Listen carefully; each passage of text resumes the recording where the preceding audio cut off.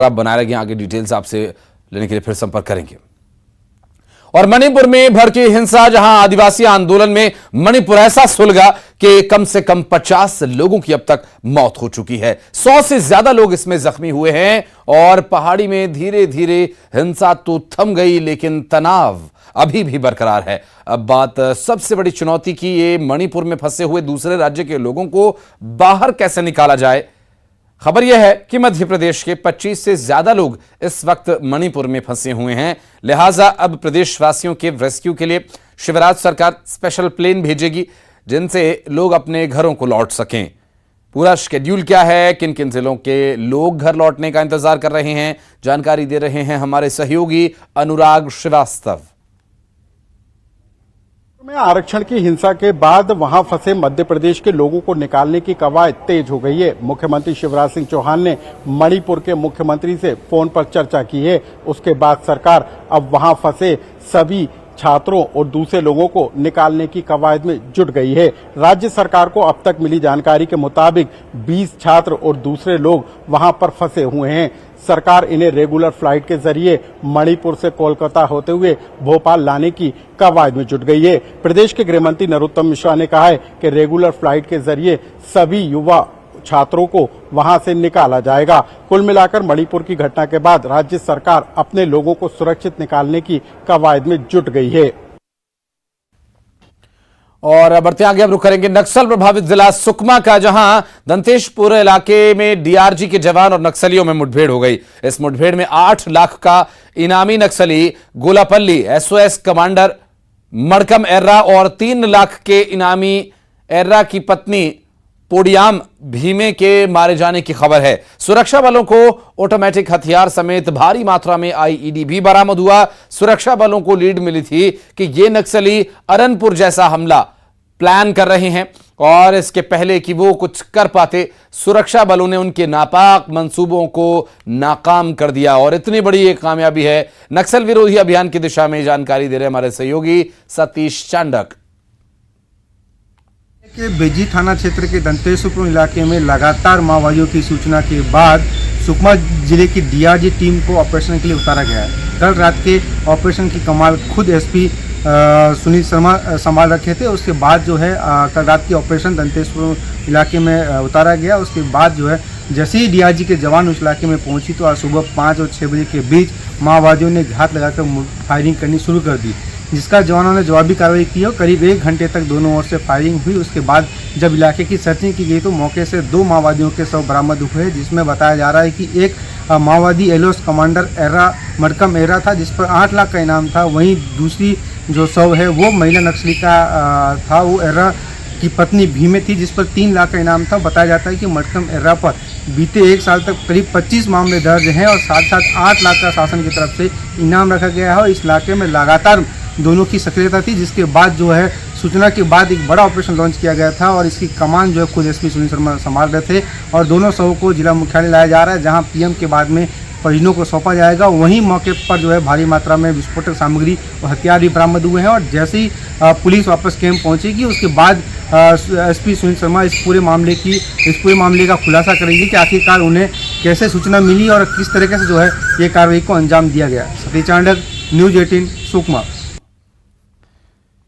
चुनावी साल में आंदोलनों का दौर जारी है। राजधानी भोपाल में प्रदेश भर के करीब 32,000 संविदा स्वास्थ्य कर्मी अपनी 4 मांगों को लेकर परिवार के साथ इकट्ठा होंगे और राजधानी के नीलम पार्क में इकट्ठा होकर कर्मचारी आवाज बुलंद करेंगे। लिहाजा ये पिछले 20 दिनों से आंदोलन कर रहे हैं। कर्मचारियों का आरोप है कि स्वास्थ्य विभाग ने अब तक उनकी मांगों को पूरा नहीं किया है। आंदोलन की राह पर क्यों हैं ये हजारों कर्मचारी और क्या हैं उनकी मांगे, बात कर रहे हैं हमारे सहयोगी शैलेंद्र भदौरिया। राजधानी भोपाल में पिछले 20 दिनों से संविदा स्वास्थ्य कर्मचारी अपनी हड़ताल पर है और अब ये हड़ताल आर पार के लड़ाई के तौर पर देखी जा रही है, क्योंकि जिस तरीके से ये ऐलान किया गया है कि यदि अभी तक कोई वो सुनवाई नहीं हुई है तो अब सीएम हाउस का घेराव भी करेंगे। आखिर किस तरह की रणनीति है, बात करने के लिए हमारे साथ संविदा कर्मचारियों जो है मौजूद है। क्या कुछ मांगे हैं जिनको लेकर आप काम कर रहे हो, 20 दिन में क्या हुआ है? संविदा स्वास्थ्य कर्मचारी पिछले 18 अप्रैल से 3 सूत्री मांगों को लेकर हड़ताल पे हैं। पहली मांग है कि संविदा स्वास्थ्य कर्मचारियों को जो विभाग में जो रिक्त पद हैं उन पदों पर नियमित किया जाए।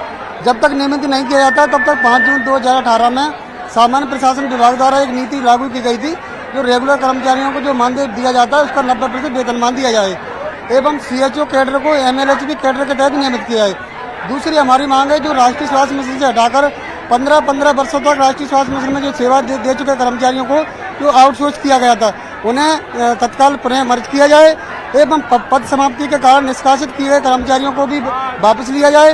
तीसरी हमारी मांग है कि पिछले आंदोलन के दौरान हमारे कर्मचारियों पर पुलिस धाराएं लगाई गई थी, उन्हें तत्काल वापस लिया। इन मांगों को लेकर 18 अप्रैल से प्रदेश के 32,000 कर्मचारी अनिश्चितकालीन दुरुपयोग को मुखार कर। रणनीति क्या है, क्योंकि तब तक सरकार तो सुन नहीं रही। देखो, निश्चित ही है, क्योंकि हम 18 अप्रैल से जिलों में बैठे थे, इसलिए कर्मचारियों की मांगों को शासन द्वारा नहीं सुना गया है।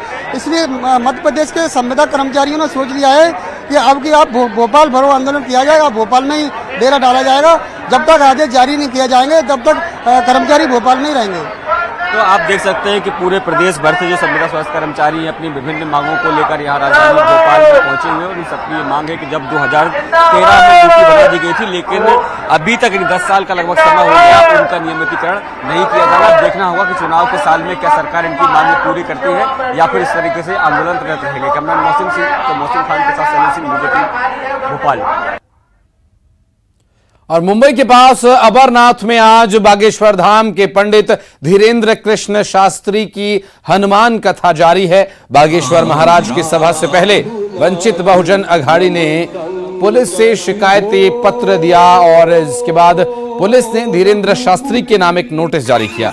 साथ ही कथा का आयोजन करने वालों को भी नोटिस दिया गया है और नोटिस में यह चेताया गया है कि बाबा कोई ऐसा बयान न दें जिससे कानूनी व्यवस्था की कोई समस्या पैदा हो।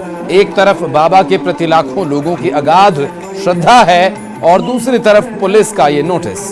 इसे कैसे देखा जाए, समझिए, हमारे सहयोगी वसीम अंसारी बता रहे कुछ। बागेश्वर महाराज यानी कि धीरेन्द्र शास्त्री को थाने पुलिस ने नोटिस भेजा है। इससे पहले भी देखा गया है कि जब वो महाराष्ट्र के दौरे पे थे, उस दौरान भी वो सुर्खियों में बने हुए थे, उस दौरान भी उन्हें नोटिस दिया गया था।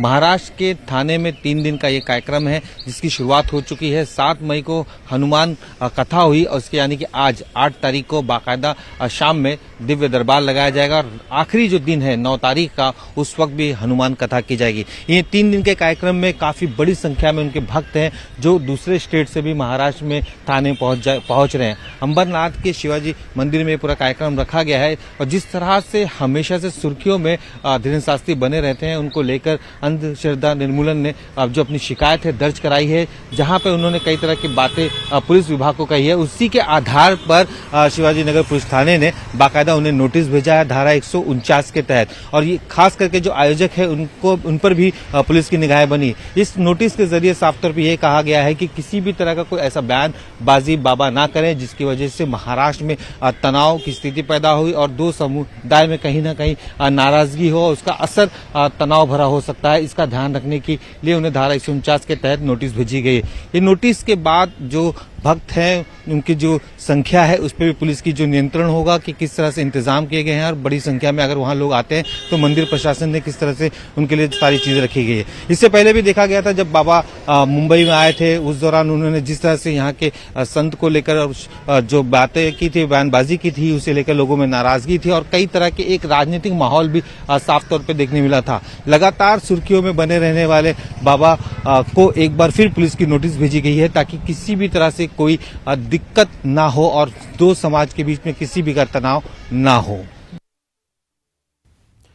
और रोजगार के मुद्दे पर भारतीय जनता युवा मोर्चा ने मोर्चा खोला हुआ है। भारतीय जनता युवा मोर्चा के कार्यकर्ता आज रायपुर में रोजगार कार्यालय का घेराव करने जा रहे हैं। कार्यकर्ताओं ने सरकार पर युवाओं से छल करने का आरोप लगाया है। वे बेरोजगारी भत्ता नियमों में बदलाव किए जाने की भी मांग कर रहे हैं। एक तरफ सरकार की महत्वाकांक्षी योजना और दूसरी तरफ विपक्ष के सवाल।